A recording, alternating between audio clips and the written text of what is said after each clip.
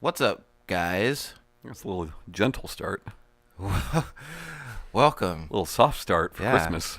Yeah, Welcome to the once Save again to the Save Continue podcast. My name is Ryan Robinson. That's Shanae Howard over there. Happy to be here. That's Tom Shelby. What's up? Oh, Every week, we get together and we talk about video games and just enjoy each other's company.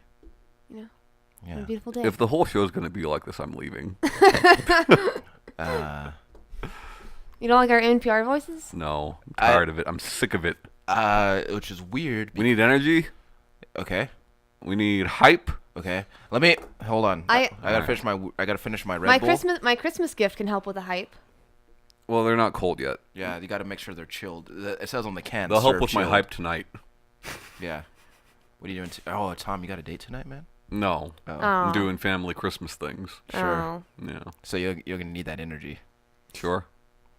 Maybe I'll, depending on the time, try to stream later. We'll see. Depending on the time. Yeah. Yeah. Sure. Tom, Yes. I am aching and breaking to hear that trivia. Okay, so we're talking about fighting games this week. We're also going to talk about our personal game of the year. Trivia has to do with fighting games. What was the first fighting game with online multiplayer? Can I ask for a hint? Sure. Like the console? It Was it ever? was in the Mortal Kombat franchise. Okay. Mortal Kombat 3. No. That'd be cool, though. Although eventually that had online until it was delisted. It was in the Mortal Kombat franchise, Yes. and it was the first fighting game to have online multiplayer? Yep. Annihilation. Nope. Retaliation. Retaliation. Deception. Yes, Deception. God damn it. Uh, But see, if I had not given you the hint. the only hint that I was actually going to ask was whether or not it was in the arcade. You didn't have to give me that. You'd have to tell me what franchise it was part of. All right. Well, I'm still going to plug something at the end of the show. Go ahead. Okay. But You won't. But you can too. Okay, cool. I won't plug anything. You plug your mouth hole. You're going to say but. Yeah, but I feel like Berto would have gotten upset. He doesn't Eh. watch this. True. No. He listens to me talk enough. Sure. Sure. I can imagine that's hard on the heart. All right, fighting games. Okay. Lead the conversation, Tom. I just wanted to talk about fighting games. I've noticed a trend. So, like,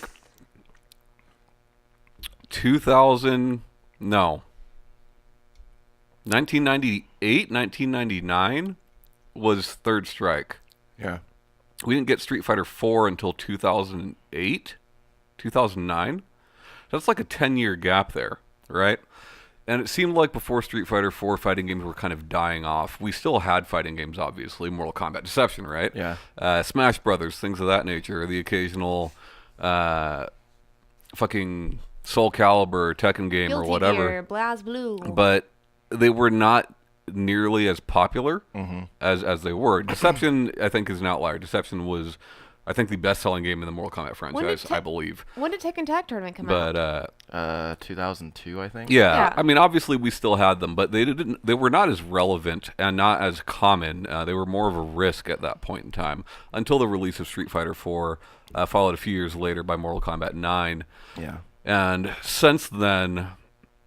Injustice. Since then, we've seen the genre get back to where it was and kind of in many ways exceed where it used to be. So that's all. I just wanted to talk about it. I think it's interesting. I have a list of fighting games from just this year alone: Guilty Gear, Xrd Revelator, Naruto Storm 4, Gundam Versus, Ultra Street Fighter 2, Marvel vs. Capcom Infinite, Injustice 2, Brawlout, Tekken 7, ARMS, Chaos Code, Pokken DX. Like, that's just this year, you know. And that's not even all of them this year. There's plenty that aren't on that list. Brawlhalla, you know. I feel like doesn't it? I think Nidhogg is now at Evo. Like, wouldn't it be the because that brief decline of that relatively brief decline of fighting games? Do you think? I feel like it was correlative with the decline of the presence of arcades in the United States. I think that probably has something to do with it, but It's just a shift in attention. I mean, that's a lot of FPSs were happening, and right. you know, it just what developers and consumers were buying in general. Well, and it's funny because like when we see this shift, right? We see developers and publishers going back to older styles of fighting games, right? Between like both Street Fighter and Mortal Kombat had gone to a 3D space and went back, right? And we're more successful for it. And we're more successful for it. We do see some newer things, right? The rise of Smash Brothers, right? Like Smash Brothers, yes, it's been around since N64, but as far as mainstream success in like the competitive scene, that really starts with Melee, and really still with Melee. But you see companies that tried new things going back to what they used to do, and newcomers coming up with like whole new ideas for fighting games. I mean, fucking ARMS, which ARMS isn't a huge seller, but like over 1 million sold is nothing to scoff at. Yeah. So it's just it's just interesting to me, and what we have coming next year. And I'm sure we don't know all the games that are coming in next year, but the ones that we do know, that list is huge. It shows no signs of slowing down, and I just want to see what you guys think about it. It's funny because, like, when you have games that started in the 3D space, they're consistently successful within like staying within that realm. Yeah. When you have games that kind of make the shift between the two, like with Street Fighter or Mortal Kombat, personally, I always consider those games to be not as good as the predecessors. Yeah, me too. Especially I see what you're saying. I see because like Tekken started 3D, it remained 3D, and is still just as good, if not better than always. I was like, Tekken is the one that I have Dead or Alive or whatever, the most experience with, and I've played the most of in the franchise. I think like besides 7, I've played at least an hour or two, some a lot more than that. Right. Since like. You've dipped your toes in all of them, since pretty 2000, much. Right? And they've all felt very much like Tekken. It always just feels like they're just adding more to what's already there. It doesn't really feel like it's anything like really deviates or changes. I take that back because I didn't play Street Fighter versus Tekken really. Besides maybe like 2 that matches. Doesn't count for anybody. But like But my first like real like. But I never played that competitively. It was always like with friends or with my dad, and it was like something that we did. Right.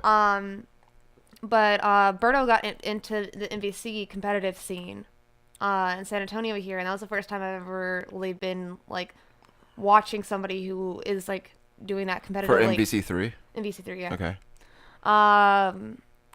And I always found it like really interesting because a lot of the tournaments where you would go play MVC3, there was also Street Fighter being played there as well. Absolutely, of course. Obviously. But yeah, so it was like really interesting to find out like how people really regard fighting games as far as like because I did like LAN parties and I've like obviously I've played Battlefield a lot and like I know all about the competitive scene there for a while. Right. And just like the difference in mentality and kind of community is really interesting.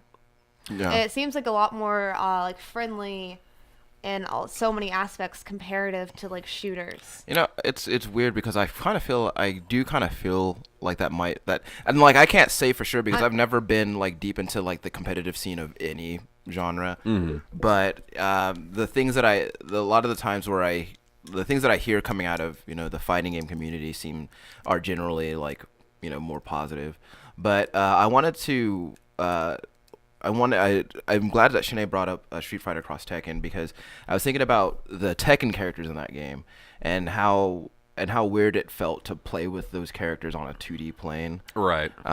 Because like if I'm playing as Jin Kazama, I'm expecting to be able to like sidestep and do like all the moves that Jin does in like in a 3D space, and it was functional like he.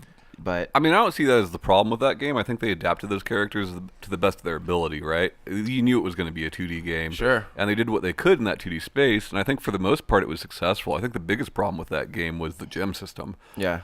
But, I like that Shanae brought up Tekken as well because you are right. Like, that series outside of Tag Tournament and 7 has not taken a lot of risks. Yeah. But what's interesting is like when they do take risks, they seem to be the most rewarded. Yeah. With Tag Tournament and with Seven, right? Yeah. Those are the two games that really stray from the traditional Tekken formula. It feels like it just feels like comparatively, because I also played a lot of Soul Calibur 4. hmm So I don't know. It just like comparatively, it just feels like they take a lot of care Yeah. with like the changes that they do make. But very few changes, though. At least Well, with Tekken. I mean, I'm saying like the care is because it's so few, because Right. they're like it seems like they contemplate it and really want it to succeed, and not that like Street Fighter or whatever does it have like just slapdash, but I just feel like they want to appeal to a broader audience, and like I don't know, but I could be wrong. I mean y'all know about it much more, and they're trying new things because they want to be innovative and they want to give like the fans something new because they want them to be excited. I don't think know, an interesting thing is what you're saying as far as appealing to a broader audience with Capcom is that like Tekken and Soul Calibur and games like that do such a better job of appealing to a wider audience, right? Like not just the competitive scene. Those games are great if you want to play by yourself. Whereas Capcom has traditionally, well, not traditionally, they used to care about that stuff. Things like World Tour mode and different tournament modes back in the day. But since 4 and on, they seem to care less about that and more about the competitive scene. And you see them kind of paying the price for that, you know.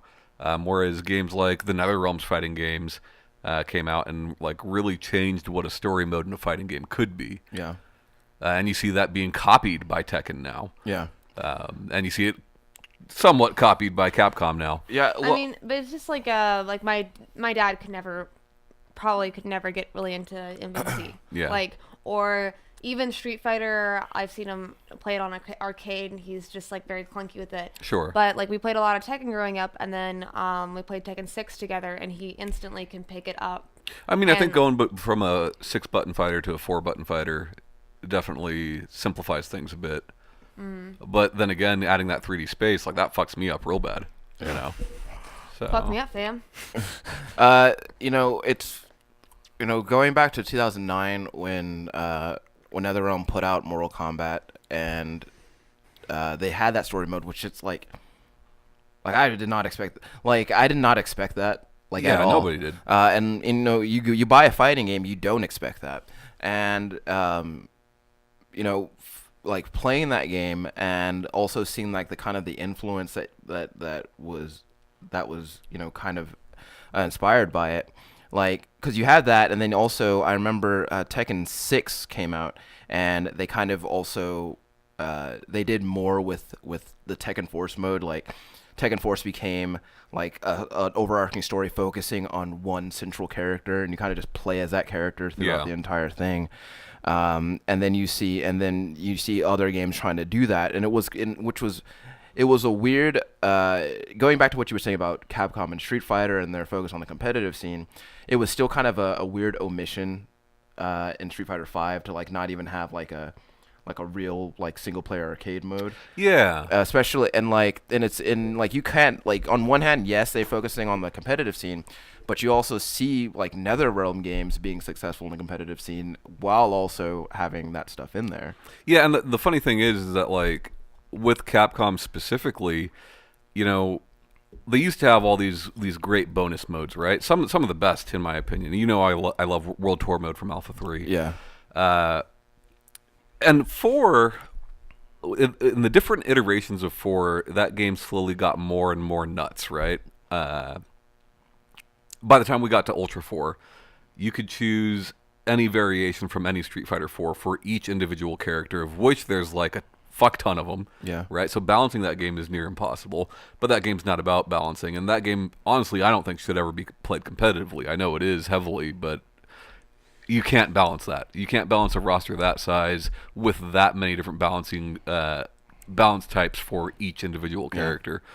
But with 5, I think that the community really likes 5 because they really trimmed away the fat and they took that game back to its core, and that's great. But like you're saying, that doesn't do a lot for sales, right? Yeah. Because the average person doesn't always have somebody to play with, or doesn't want to play online, or whatever. Or they don't want to dedicate the time that it takes to be competitive. Right. And then you see a response with MVC Infinite, which is a response. Like, Sure. if you think it's not, it is. It's a response to the sales of 5, and it's a response to the success of Right. NetherRealms games. Right.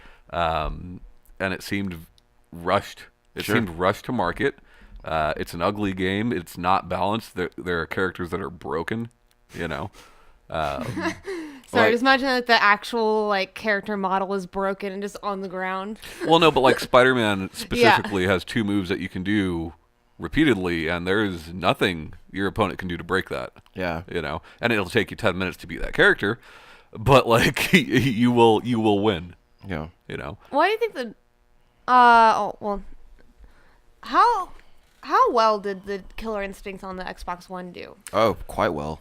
it's Like funny. in the fighting scene. Oh, that I can't tell you. Yeah, that's why I'm asking Tom. In the scene, Killer Instinct does well. It's funny because it seems more successful now than it was. Yeah. When Double Helix first put it out on Xbox One, people who own an Xbox One, I mean, they took to it, you know. But also there was a very limited selection of games when it first came out. and that was the only place you could buy it at the time. Yeah. You know, now that it's on Steam, it seems to be getting a second life.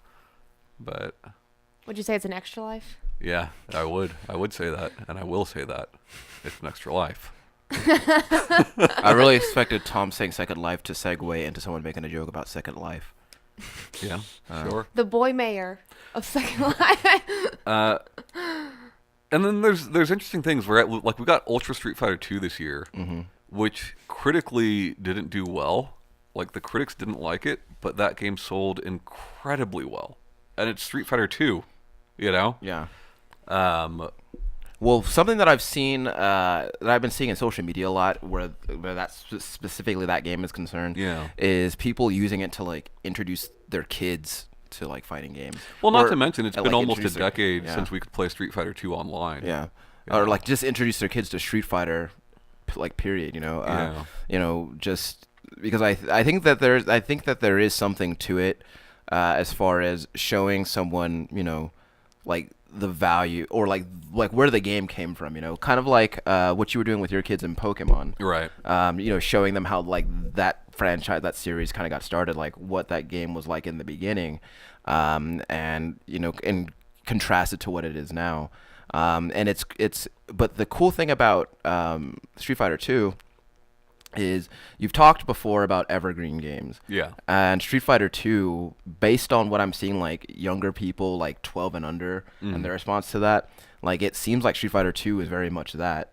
Yeah. I mean, my son's hyped for it. You know, he's Yeah. fucking 11 years old. Yeah. But Oh, Bradley's 11. you know, yeah. But you know, next year we're getting Dragon Ball Fighters, which I know a lot of people are excited for. It's Right. it's the MVC game that we didn't get. Sure. You know, Sure. we're getting that weird Blaze Blue crossover game with Persona and all that shit. We're Yeah. getting Blade Strangers. We're getting the 30th anniversary collection of Street Fighter, which just got announced. Which that's like 4 games, some of which we've never been able to play online. Sure. That'll be playable online. It's not just 4 games, but 4 that are available to play online, and it's gonna be fantastic. I've never played Alpha 3 online. Yeah. You know, Are you excited? I'm very excited. Yeah. You don't even need Red Bull to be hyped about that. No. You know, every once in a while, and I don't feel like I've mentioned this game like since the beginning of this podcast, but it's probably because no one gives a shit about it. But remember Rising Thunder, Tom? Seth Killian's game? Yeah, that's coming back Yeah. for free. Yeah. So, because I remember before, I don't know if it was being crowdfunded or if it was just in early access and just went away. But I couldn't tell you. yeah, but yeah, it's and it's one of those. It's I remember it was banking on that whole model of, hey, you don't need to remember complex fighting moves to like be competitive with this game, Right. Which I think that there is a value to that, and I think that's a way to make fighting games, like if we're trying to talk about making fighting games more accessible and inclusive, that's something that you can do. It's though when we talk about fighting games, we often talk about like one-on-one like 2D plane, or Tekken or Virtual Fighter or Dead or Alive, which are 3D plane. We don't really talk about. There's that whole debate that had been going. I don't know if it's still happening with whether or not Smash is a fighting game. Looks like a fighting game to me. People seem to be coming around on a lot of that. Like, we know Smash has been in Evo forever. Like I said, I'm pretty sure Nidhogg is there now. Pokken has been there. You know, things of that nature. But ARMS, people are considering that to be a fighting game. But accessibility is interesting when it comes to fighting games, because like the whole thing with Seth Killian is like, he thinks the focus shouldn't be on learning how to do moves, but knowing when to execute those moves. Right. Which There's a value in I that. disagree, but I do think there's like, yeah, there is a value for people that want to be able to play fighting games on some level, you know. Well, also like just different thought processes on that. I think that like, you know, having a variety. How do you feel about like things like Dragon Ball like Budokai and Naruto Ultimate Storm comparative to like more mainstream like Mortal Kombat, Street Fighter, Tekken? I think they're awesome. They're nowhere near as deep, but I think they're awesome. They're a fun time. I remember when Story wise, I think that they're deeper in some aspects, but they also have source material to go in to have that broader kind of atmosphere. But like, I remember playing Budokai way back when, and like, that game looked fucking awesome. It still looks awesome, Yeah. you know? And it's fun to do, and it's fun to see fucking explosions and shit. And like, do I think it's a deep fighting game with deep mechanics? No, I don't. But it's fun. Yeah. And there's nothing wrong with that. Yeah. And I feel like in the end, that's kind of all. That's the most important thing. Yeah. Do you think that I mean, not necessarily that we need any labels, but I mean, do you think there should be like a different kind of, I guess, like subset labels, like, you know, for those type of fighting games instead of just calling them all fighting games? I don't, because like, there's different kinds of shooters, right? There's different kinds of platformers, but like, we still clump them together. We do just keep adding tags to them. We do, yeah, but like, as far as like, you know, this is a fighting game and this is like casual fighting game, like, no, I don't think that's necessary. Or a story-driven fighting game versus competitive fighting game. Well, even the more story-driven fighting games, right? Even like Injustice 2 or Mortal Kombat, like, while those have a more fleshed out story mode, they're still not great stories, and you're still gonna play through it once and probably just play the multiplayer, you Right. know? I mean, If there's I'd rather just read the comic books and then read a synopsis of what the if game a fighting game adds. comes out, and there might be one that I don't know about, but if a fighting game comes out where the focus is the story, then sure. I mean, But- that's Naruto and Dragon Ball, in my opinion. I mean, yeah, maybe you've had more experience with those than I Well, have. I've also like mainly played those story modes and Yeah. and then once you've gotten to a certain part of the story, so we can unlock characters, then I've played with friends. Yeah. But it seems like I don't know. I would assume most people play those for the multiplayer. I mean, that's just an assumption. Like I said, I've not played a lot of those games. But also the fact that like those games are not considered canon, you know? Like, none of them are. There are I forgot which Naruto game I played with a bunch of friends, and I also like Naruto, and I Sure. watched it, and I watched Dragon Ball Z, so I guess I also am taking it from a point where I'm invested in the stories. Absolutely, yeah. I mean, don't get me wrong. And I'm not invested in Mortal Kombat story. I couldn't tell you the storyline of any of them. I just assume it's always a tournament. And you're just trying When to win it. Turtles come to Mortal Kombat, like, that's not going to be considered canon. I'm still going to fucking love it, you know? Oh, but, yeah. like, yeah, I don't know. I know. I like but like with Naruto, but the one that I was playing with a bunch of friends, it's based off a storyline. Or to Injustice, not to Mortal Kombat. Yeah. It's based off a storyline in Naruto, and then there was cutscenes that added to the anime. Yeah. And gave like background of what was happening that kind of wasn't in the show. So there's stuff that they added to like expand the universe in tandem. But as far as like what's considered a fighting game and what's competitive and what's casual, like, I don't think there needs to be any distinction there. Much like first-person shooters, the competitive scene will decide what's competitive and what's not. Yeah. You know? And I think adding too many labels just will make it too complicated. And, Yeah. But so one of the fighting games that that I've been thinking about more recently, and whenever I think of Nidhogg, I think of that. I think of I'd like Bushido Blade to come back. Yeah, sure. Like, you know, it's man, I think I last time I played Bushido Blade was 20 years ago.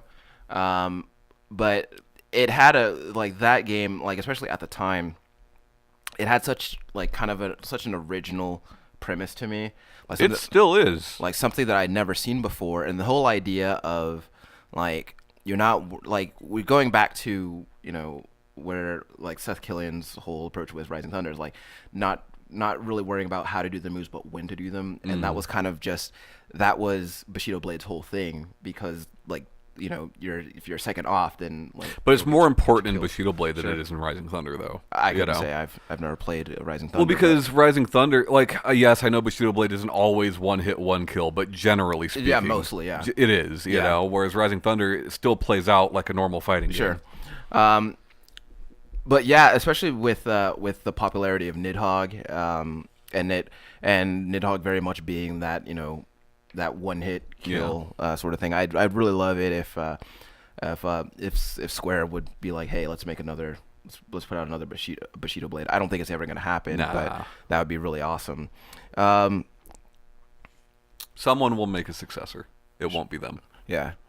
You guys, how do you guys feel about Power Stone? I love it, man. Yeah. I love it. I'm not very familiar, so I have no opinion. Okay, so Power Stone. Well, I'm gonna use Power Stone 2 when I explain this to you. All right, so Power Stone 2 was basically like, okay, you know how Smash Brothers works, right? Yes. Okay, so imagine that, except move the view to an isometric point of view, and you have your attack button, and you have your special attack button, and like throughout the level, like weapons will be like thrown into the level, and you can use those to pick them up, and you know they have all these different effects. Like there was a laser gun that freezes people when you hit them with it. Okay. The cool thing about it, one of the cool things I liked about it was well, two of them. So you have the titular Power Stones, where if you manage to pick up 3 of them, then you turn into like a supercharged version of your character for a limited period of time, and you have like really powerful moves, and then, you know, it wears off. And one of the things. So it's most comparable to Smash Brothers. A lot of you see a lot of comparisons there, but it's not. It's- It's very different. Well, I said most comparable Yeah. because you can't really Yeah. compare it to like It's Street like Fighter. if you're it sounds like. it's like it's easier to use Smash Brothers as like a platform for that explanation than any other Okay. fighting game. But Tom's right, they are like very, very different. One of the and like part of the fight was like people competing for these Power Stones, because like if you hit someone hard enough, you knock out their Power Stone that they have to add to your collection. And it was just a really cool game. And Give me your stones. yeah, and like Power Stone 2 gave you the ability, like every time you collected a weapon, you would get a card, and then you can potentially combine 2 weapons to make a new one. Oh, cool. It didn't always work, but like sometimes like you combine like the skateboard with like the sword, I think, and like get inline skates or something like that. So it was a cool Makes game. sense. Those characters, as far as I know, were not drawn from any existing IP, so you don't really need that to go on. But it's a really cool game. I don't think Alright. it's a Capcom, actually, now I think about it. Yeah, it's funny because they've done so. Like people know them for Street Fighter, right? And MVC as well. Used to be Darkstalkers, not so much nowadays. But Yeah. like they've done so many things with the genre that people forget about, like Power Stone, like Rival Schools, you know. Rival Schools was And really cool. I'd like to see them do something new. Yeah. Don't get me wrong, I love Street Fighter still. Mm-hmm. I don't think Street Fighter 5 is a bad game, but I'm excited for the re-release. Yeah. Yeah. Like Street Fighter 5 is not a bad game, but am I wrong in thinking that you think that there are better Street Fighter games than 5? I think there are very few Street Fighter games better than 5. Okay.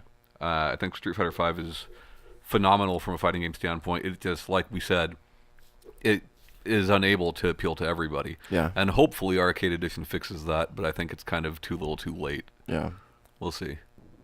Do you think that's like the main thing that hurt the sales is the lack of the arcade mode? Oh yeah, absolutely. Because like the netcode wasn't great day one, but like day two, I had no problems with the netcode at all. Yeah. Um, I don't know. There's also the fact that it's not available on Xbox. I guess that could have hurt it. Yeah. But yeah, definitely the lack of an arcade mode, I think, hurt it quite a bit. It had everything going for it. Like it brought it back to the basics, so it's easier for newcomers than something like the Ultra 4. Yeah.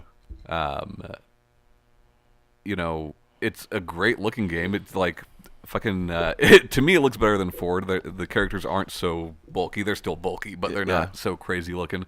It's Nobody liked Ken's banana hair. it doesn't look like MVC Infinite. Like it looks good. Yeah. It's they promised.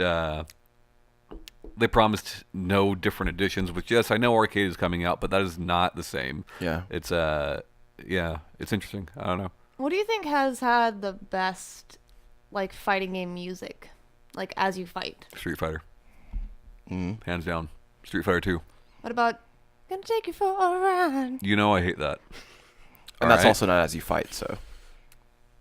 That song is actually terrible, though. Yeah, it was just awful. It's just, who wrote that? That's gross. I wrote that. Actually, speaking of, I remember the first time Tom showed me Street Fighter 5, that main menu music, pretty good. A lot of the Street Fighter main menu music's fantastic. Like we talked about this, the vanilla version of Street Fighter 4. That theme, I love it. Yeah, they took it And away they from they you. took it away. Yeah. Yeah. Yeah, I don't know. Every time a fighting game comes out, I find that I'm intrigued enough by it to look at some videos or whatever. But I'm not enough of a fighting game guy to like. I probably wouldn't consider buying it as much as you would probably consider it.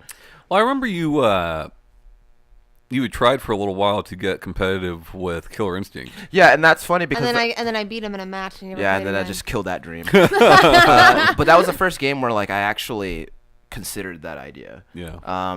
Because normally it was like with Dead or Alive, or I played Dead or Alive because I wanted to see the story for everybody, and I like survival mode in fighting games. I think that's great. Right. And I like Soul Calibur because I don't know, it was Soul Calibur. But Well, Soul Calibur had like the weapons thing and like the Yeah. dungeon crawl aspect of it Yeah. back in the day. But unlocking the different weapons for different characters, that was fun. Yeah. But it was something about Killer Instinct, and I don't know if it was. I think what it was I think that it took me until my adulthood to understand how combos in that game worked. Mm-hmm.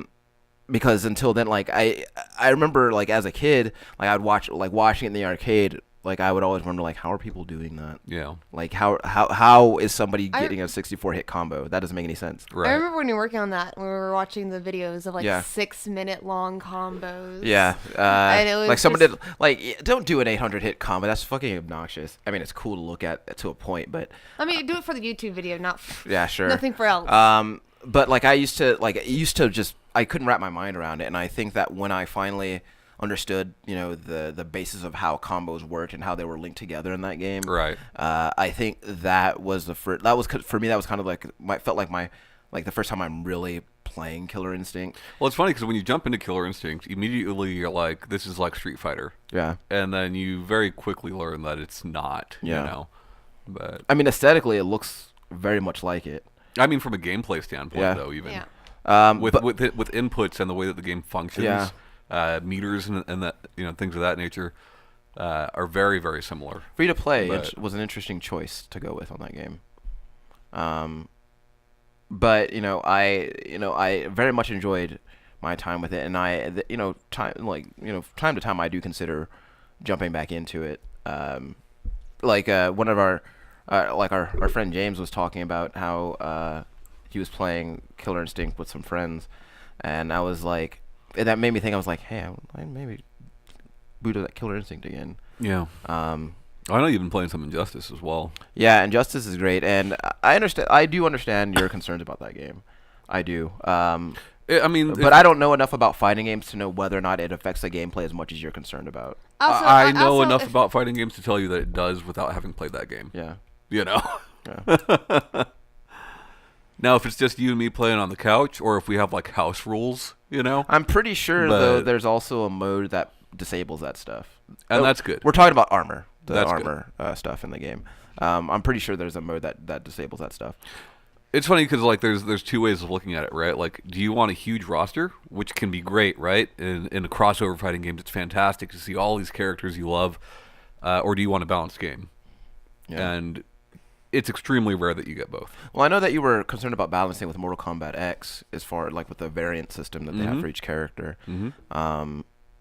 Like so, knowing what you know about fighting games, like how those concerns like really come into play when like actually sitting down with the game. When playing online, absolutely. Okay. I'll say this: Tekken 7, Yeah. I've spent way more time with, and I'm much more comfortable with Mortal Kombat. Yeah. But I spent way more time with Tekken 7 because Tekken 7 is balanced. Okay. There is no way to balance Mortal Kombat 10. It's Yeah. impossible. Are you saying the force is balanced? It's just one of the most important things in that style of game. Yeah. And So, Nate, did you just make a Star Wars joke on our podcast? No, I would never do that. how many Why would I? how many characters are there in Mortal Kombat 10? I don't know. 20 something, 30 something? No, I don't think 102. 30. I don't think 30. But Between 20 and 30, sure. right? Yeah. You have to multiply that number by 3 Yeah. and balance all of those. Yeah. Like And, like the difference between each variant are slight, but they are there. yeah. Yeah, and I don't know. I think the game would probably have been better without that. Yeah. Um, That's why 9's better. 9 is the best one. 9 is a pretty great game. It's aged though. Sure. Did you ever play Mortal Kombat Armageddon? No, but I wanted to. That game is not well. I didn't like that game. I know they had like every single character ever in there. Yeah, and all that. every character in Mortal Kombat history was playable, and I think that because of that, they were just like, we're not going to give everybody their own fatality. Yeah. So they had to create a fatality system. Yeah. Which I didn't particularly care for because I feel like the fatalities are as much of part of the character as their other moves. What's funny is like a lot of people don't realize 9's a direct sequel to that. And as a matter of fact, it is because the opening cinematic to 9 is very much Mortal Kombat Armageddon. When we were talking about games, we talked. I brought specifically 9 and King's Quest. The new King's Quest are games that are remakes, sequels, and reimaginings, like all at the same time. Yeah. Mortal Kombat 9 is, but Mortal Kombat 9 is a really good, what's the word? I can't find the word, but it's like it does a really good job of like putting together the first 3 games of Oh yeah. of the franchise, and it is cool to see it is cool to see all that stuff like come out as you're playing the game. I think Mortal Kombat 9 is probably I think out of all the fighting games I've played over the past decade, I have to say I probably put the most time into that one. Yeah. But that was the first time I ever considered myself to be decent at Mortal Kombat. Sure. It's a great game. Um, Also, the last time I was able to play as Striker, I miss you, Striker. Striker was great. Well, I don't know. I know. Right.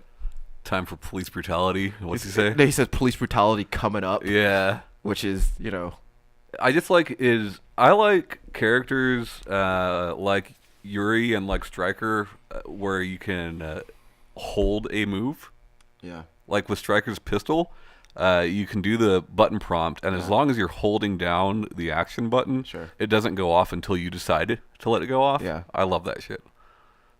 But That's your anyway, shit? we're like about halfway through, so I figured we should talk about Game of the Year. Since I was about to say. it's our last show of the year, so Half. Did you get any champagne to celebrate? no. No, Oh, fuck Tom. you're the fancy person here with your champagnes and your wines and your probably cheeses.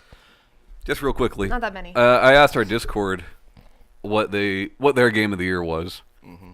Rez says that's either Horizon or Assassin's Creed Origins for him. Okay.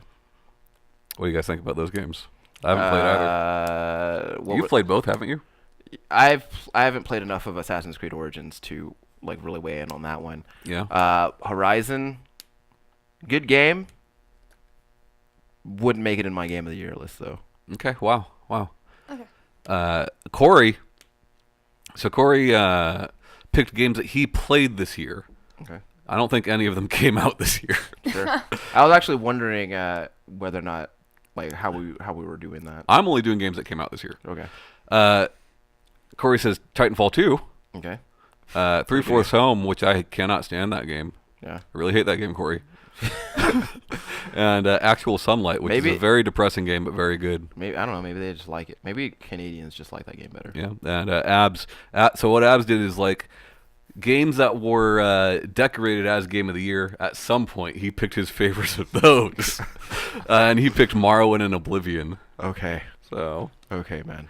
I like that everybody took it in a different direction. That's really funny. Look, there are no wrong answers, except Corey. Your answers are wrong. Nah, Corey, your Yeah, opinion, 3/4 Home is a your terrible opinion game. your opinion is valid and you're allowed to have it. For now. So now you haven't played 3/4 Home, so once you play that, Yeah. come back. I've been thinking about it. The game. I'm gonna have two answers here because I want to. Okay. The game that I have enjoyed. I've got like 6, so it's He's fine. got like 6. The game that I have enjoyed the most this year Okay. is Persona. Okay. I really got into it. I even replayed it. So, Yes, you did. Yes, you did. You did. but I wouldn't say it is the best game I played. Okay. I really, really, really thought Breath of the Wild was like it felt so organic. There was so many good things. It deserves I think all the awards it gets. Yeah. It has that Legend of Zelda feel, but also taking it in a new direction and doing it well. And I think, yeah, definitely Game of the Year. Okay. Did you play that Champions Ballad DLC yet? Did you do that? No, because Is that the I've been one with the playing Final motorcycle? Fantasy. It is. Yeah. Did you get the motorcycle, Thomas? No, not yet. Mm. Master Cycle 0, I think it is. Something like that. So, yeah. That's cool.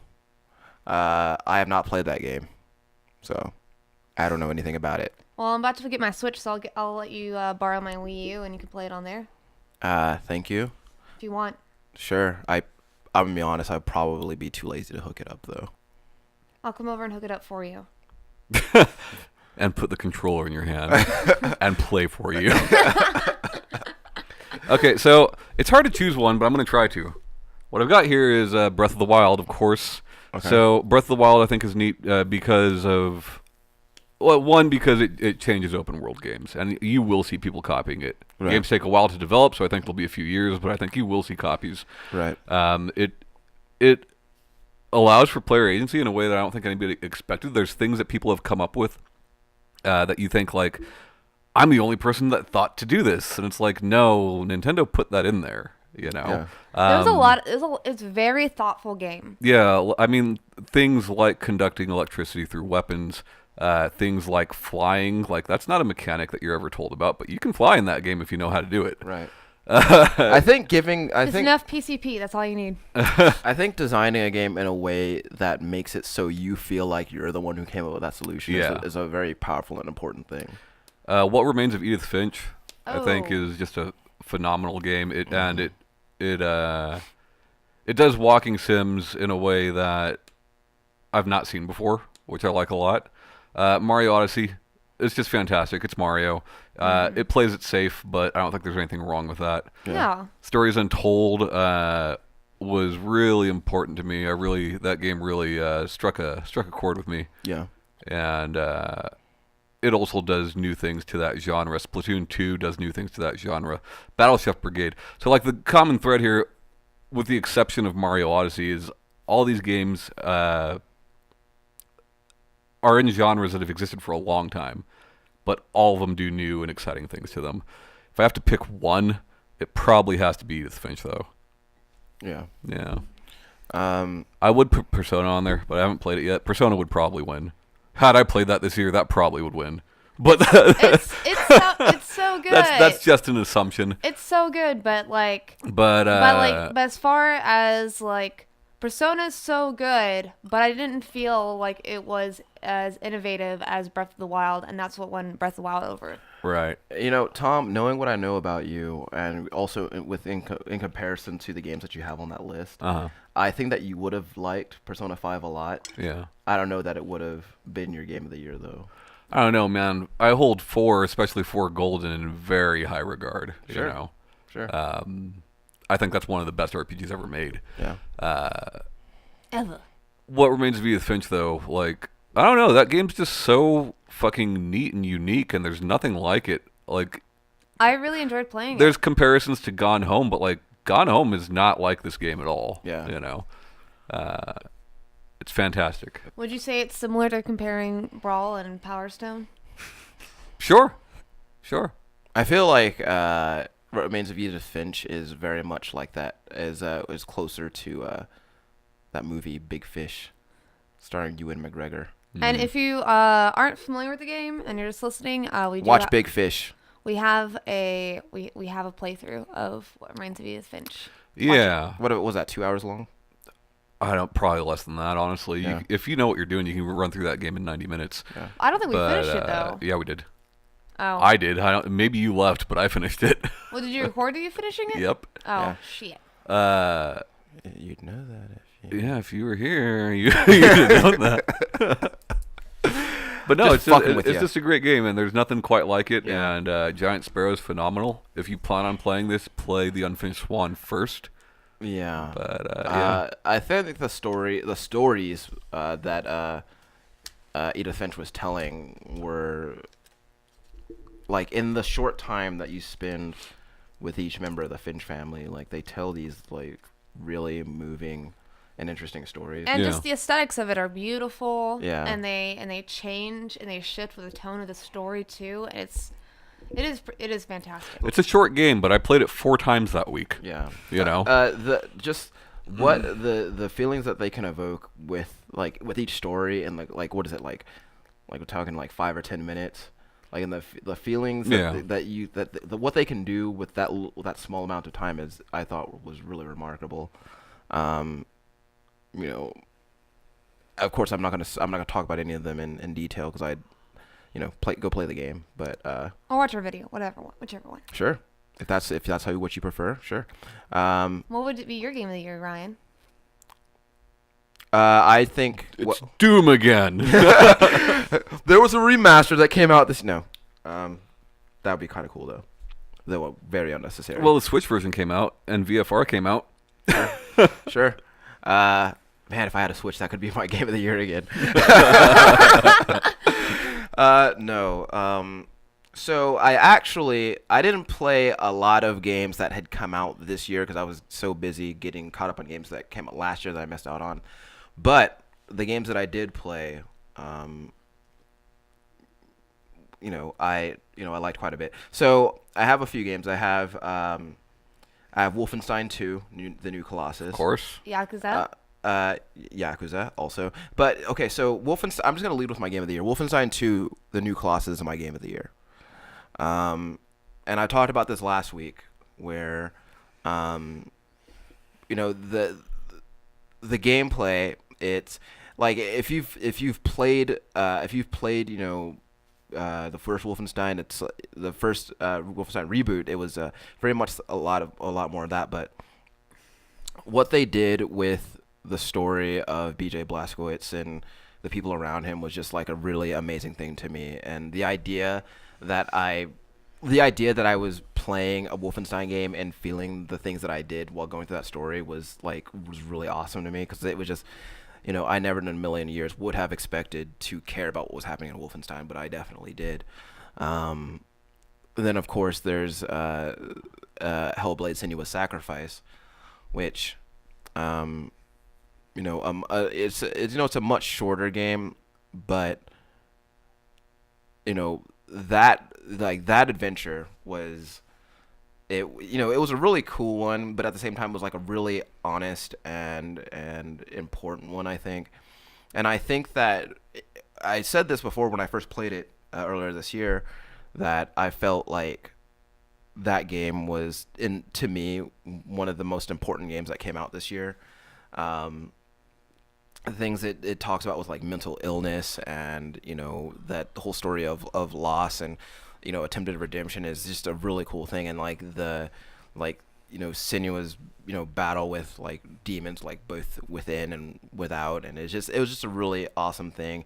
And also a very interesting turn for Ninja Theory, who until that point had been known for like really fast-paced, action-packed games. When I think Ninja Theory, I think DMC, I think Enslaved, I think games like that.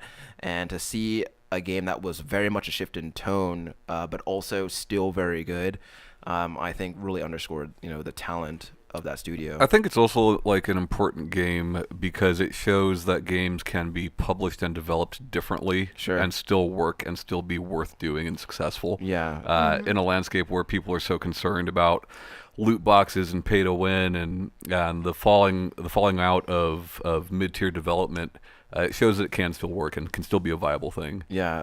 And they developed that game on a relatively modest budget, and but they were very resourceful with like the assets that they used, and they were resourceful with the talent that they acquired. And that game is like, Tom had me sit down and actually watch the documentaries, the developer diaries of that game, and it's really getting that additional perspective like really actually makes that game all the more amazing. Still going on, by the way. Yeah. Also, just like in terms of like just like straight up fun, Ruiner. Man, I love that game a lot. And it's published by a Devolver, who, like, because of like when I think about their catalog and all the things that they release and have released over the years, like I'm like, man, this might be my favorite publisher, because they make games that kind of speak to my sensibilities a lot. But anyway, Ruiner is like it's stylish, and it's fun, and it's really basic at its core, but it's one of those games that's like it's gorgeous, but at the same time it's just very visceral and very hard hitting, and I like that game a lot. I didn't play that game for the story because I honestly didn't care a whole lot about the story. I know that there is a story there, but I'm interested to sit down with it for sure. Like, it looks great. I've wanted it since launch, just haven't pulled the trigger on it. But like, it's I'm interested to see what I think of it. Yeah. I've played a lot of twin stick shooters, and I hear a lot of great things about Ruiner, and I hear a lot of not so great things about Ruiner. So I want to take a look. And it's by no means like a revolutionary game. There's a lot of things in that game that have been done before, but the way that it combines those elements and the way that it presents them is really what's the star here. I just that was a game that like I expected to like, and I came out of it really really really impressed. Yeah. Yeah, those were really the three games that I managed to play that were released this year. I did play Assassin's Creed Origins, but I turned it off really early on because I was already in the middle of another. Well, and you've game. played a lot of Horizon too. I know you Yeah. said that wouldn't be your game of the year, but Yeah, I played a lot of Horizon, and I haven't seen that story through to its conclusion. Don't get me wrong. I think Horizon is a very well made game, but it has some shortcomings to it that I find hard to ignore. But the combat in that game, it's very fun. It's really awesome. The thing is, like, if I'm being honest, I don't care about Aloy as a character very much. now how do we pick our collective game of the year when all of our games were so different? Well, we don't have to have one. Yeah, I was thinking that too, because we don't like. Well, we're gonna have one. Okay. And it's Breath of the Wild because All right. Okay. that's me and Shanae. We both had it on there. So Actually, the game of the year is Persona 5. well, she picked Breath of the Wild over Persona, so Yeah. you lose, Ryan. I did. I lose. What were you wanting to plug, Tom? Oh, yeah. Hold on. Plug it, Tom.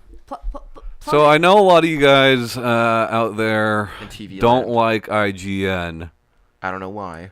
Well, because it's popular to hate what's popular. Oh yeah, that's why But people pretend to hate Call of Duty. yeah, there's an article by Lucy O'Brien that went up on the 19th that I think everybody should take a look at.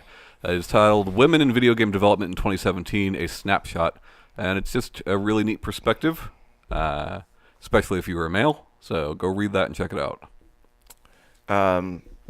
Ryan, I don't have anything to plug. but you won the trivia. I did, but actually, Here we go. Here we go. Here we Here we're all right.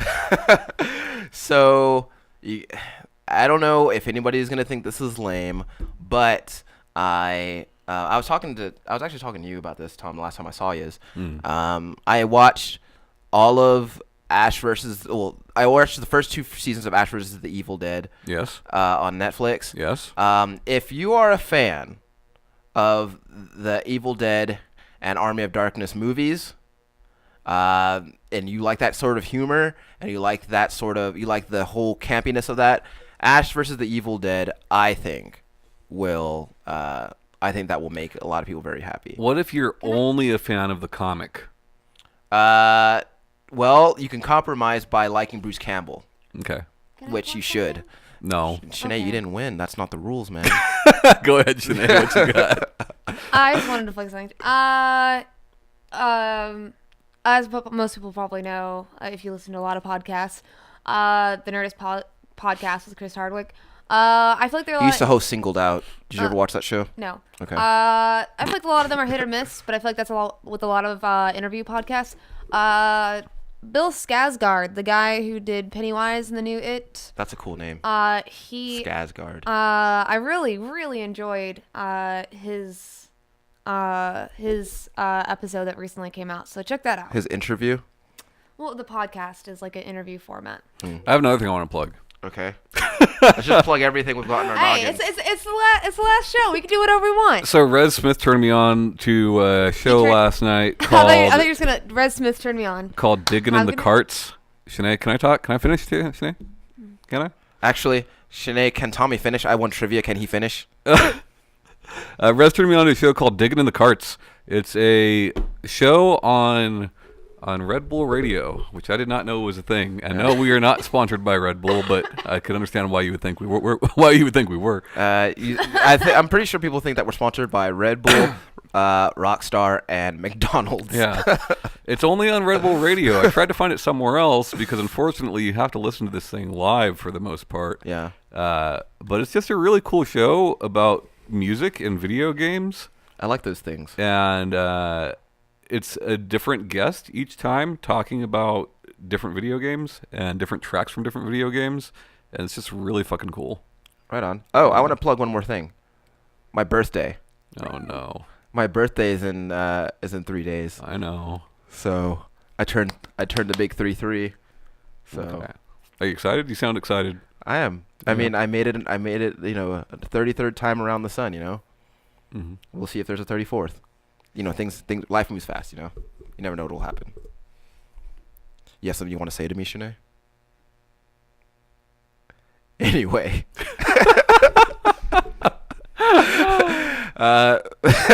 That's our show for this week, guys. Game of the year, Odin Sphere. Odin Sphere. Game of the year, Wolfenstein again.